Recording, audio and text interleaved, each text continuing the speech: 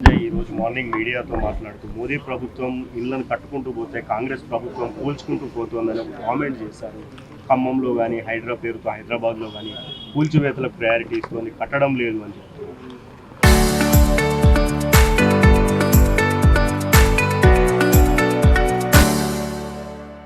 న్యాయస్థానాల పట్ల గౌరవం ఉన్నటువంటి ఏ ప్రజాప్రతినిధి అట్లా మాట్లాడరు.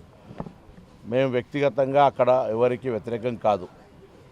ఆ హైకోర్టు సుప్రీంకోర్టుల తీర్పు ప్రకారంగా ఆ స్థలం ప్రభుత్వంది అని చెప్పిన తర్వాత అక్కడ ఉన్నటువంటి భూమి అందులో అక్రమంగా ఉన్నటువంటి వాళ్ళని మాత్రమే తొలగించే ప్రయత్నం చేస్తాను. అది అందుకు సంబంధించిన కోర్టు తీర్పు పేపర్లను సదరు గౌరవ కేంద్ర మంత్రికి పంపిస్తాం.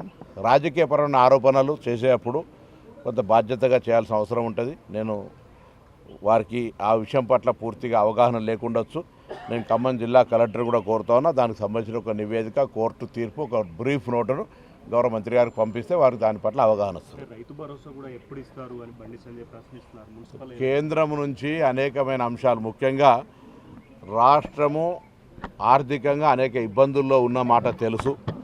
నిన్న కూడా మేము చెప్పినాం, కాళేశ్వరానికి సంబంధించే 14 + 34 48 కోట్ల కిస్తు కట్టాల్సి వచ్చింది. ఆర్థికపరమైన ఇబ్బందులు ఉన్నాయి. ఇటువంటి పరిస్థితుల్లో 2 బడ్జెట్లో కేంద్రం నుంచి నిధులు ఇవ్వలేదు. ఫెడరల్ సిస్టంలో ఇది తెలంగాణ అతి చిన్న వయసు గల రాష్ట్రము, ఆర్థికపరమైన ఇబ్బందులు ఉన్నాయి.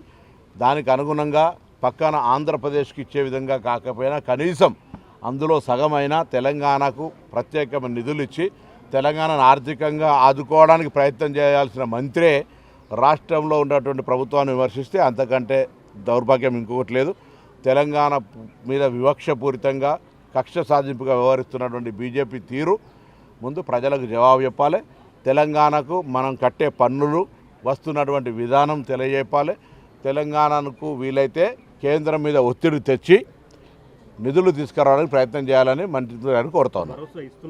తప్పకుండా భరోసాతో పాటుగా మేము ఎన్నికలకు సంబంధించిన ఏది కూడా విఫలం కాకుండా చేసే ప్రయత్నం చేస్తా ఉన్నాం. కోర్టు తీర్పును ఎవరైనా గౌరవించాల్సిందే. అక్కడ ఢిల్లీలో కేజ్రీవాల్, ఇక్కడ వీళ్ళు దానికి సంబంధించిన తీర్పు ఒకసారి చూసిన తర్వాత మాట్లాడదు. ఏది ఏమైనా రాజకీయ కక్ష సాధింపుల ధోరణిలో భారతీయ జనతా పార్టీ టాప్. సరే, కవిత గారు ఈరోజు కోర్టు తీర్పును తనకు సంబంధం లేకుండా పూర్తిగా క్లీన్ చిట్ వచ్చినా కూడా ఒక అపవాదం అనేటువంటిది మాత్రం ఉంది. దానికి సంబంధించినటువంటి ఫర్దర్ యాక్టివిటీస్ లోపల ఆ బీజేపీ వీళ్ళు ఏం జరిగింది అనేటువంటి అంశం తర్వాత ప్రజలు చెప్తారు. కేంద్ర మంత్రి బండి సంజయ్ ముఖ్యమంత్రి రేవంత్ రెడ్డిని ఉద్దేశించి ఘాటైన వ్యాఖ్యలు చేయడం జరిగింది. ప్రధానమంత్రి మోడీ ప్రభుత్వం ఇల్లు కట్టుకుంటూ పోతూ పేదలకు ఇస్తుంటే రాష్ట్ర ముఖ్యమంత్రి రేవంత్ రెడ్డి సర్కార్ మాత్రం పేదల ఇల్లు కూల్చివేస్తుంది, ఇది కూల్చివేత ప్రభుత్వం అని ఘాటుగా స్పందించడం జరిగింది. ఖమ్మంలో జరుగుతున్నటువంటి పరిణామాల నేపథ్యంలో ఆయన వ్యాఖ్యలు చేశారు. సీఎంకి లేఖ రాసినట్టు సైతం స్పష్టం చేశారు. దీనిపైన కేంద్ర మంత్రికి కోర్టు తీర్పు పట్ల, దానికి సంబంధించినటువంటి విషయం పట్ల అవగాహన లేకుండొచ్చు. మేము ప్రభుత్వ భూమిని ఆక్రమించుకున్న వారిని మాత్రమే అవి తొలగిస్తున్నాము, కలెక్టర్ గారిని కోరుతున్నాను, వారికి పంపమని కేంద్ర మంత్రికి పంపాలని చెప్పేసి రాష్ట్ర మంత్రి పొన్నం ప్రభాకర్ కౌంటర్ ఇవ్వడం జరిగింది.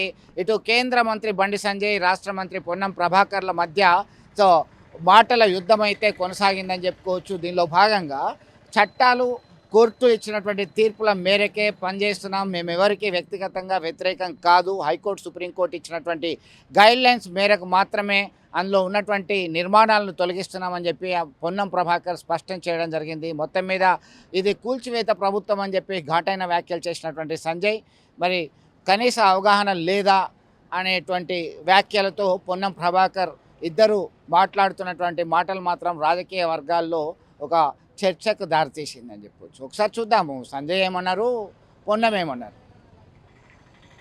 Local to global news at your fingertips. మీ చేతిలో ఒక ఆయుధం. Download Raw TV app. Media legend Ravi Prakash is back.